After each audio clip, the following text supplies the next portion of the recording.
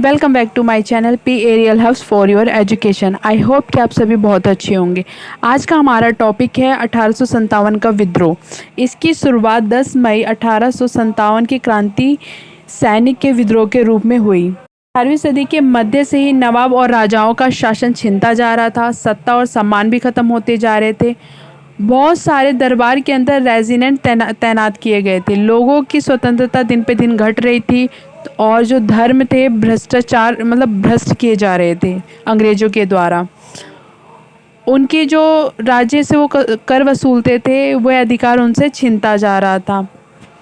शासन ने भारत के शासन की जिम्मेदारी अपने हाथों में ले ली थी। 1857 के विद्रोह में तत्कालिक कारण सैनिक थे। एक अफवाह ये आई कि एनफील्ड राइफल में कारतूस में गाय और सुअर की चर्बी का प्रयोग किया जाता था। सिपाही को इन राइफलों को लोड करने से पहले कारतूस को मुंह से खोलना पड़ता था। हिंदू और मुस्लिम दोनों ही इसका इस्तेमाल करने से मना कर दिए। हिंदू थे वो गाय को माता मानते थे और जो मुस्लिम है सुअर को ये कहते थे कि सुअर बोलने से मुंह उनका अशुद्ध हो जाता है। कारण यही था कि कारतूस पे जो सुअर और गाय के जो चर्बी का लेप लगा था उसे मुंह से लगाना, ये उनके धर्म को भ्रष्ट करने के कहीं ना कहीं उनका धर्म भ्रष्ट करना था, इसलिए उन्होंने इसका विद्रोह किया। पांडे ने इस राइफल के विरुद्ध नई राइफल का प्रयोग करने के लिए कहा और इस राइफल के विरुद्ध एक ब्रिटिश अधिकारी जो थे उन पे हमला कर दिया, जिसकी वजह से उनको फांसी की सज़ा भी दे दी गई 8 अप्रैल 1957 को।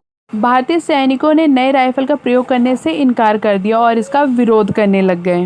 जो उन्हें कुछ अच्छे काम भी किए थे, जैसे कि सती प्रथा को ख़त्म कर देना, विधवाओं को दूसरी शादी का अधिकार देना।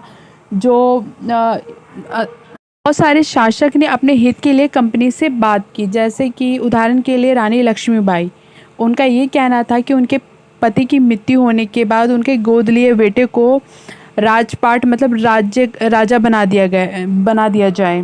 आपको मेरठ से भगाकर कानपुर भेज दिया गया। उनका पेंशन भी बंद कर दिया गया था, इसलिए वो भड़क गए। याकत अली इलाहाबाद में भड़के थे और सिंह बिहार के जगदीशपुर से भड़के थे, क्योंकि उनसे जमींदारी छीन ली गई थी। अपने हित के लिए लड़ रहे थे, कोई भी देश की भावनाओं के लिए नहीं लड़ रहा था। देश के हित के लिए कोई नहीं लड़ रहा था।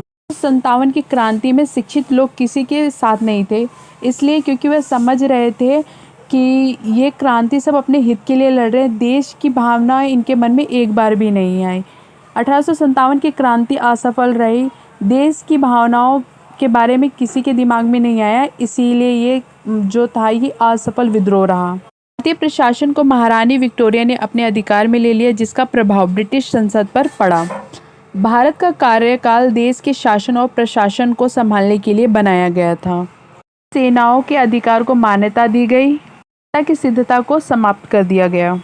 ये फैसला किया कि अब वह किसी के धर्म को भ्रष्ट नहीं करेंगे, किसी के धर्म के साथ खिलवाड़ नहीं करेंगे। आई होप कि ये घटना और ये विद्रोह आपको इतिहास के बारे में 1857 के इतिहास के बारे में आपको समझ में आ गया होगा। धन्यवाद।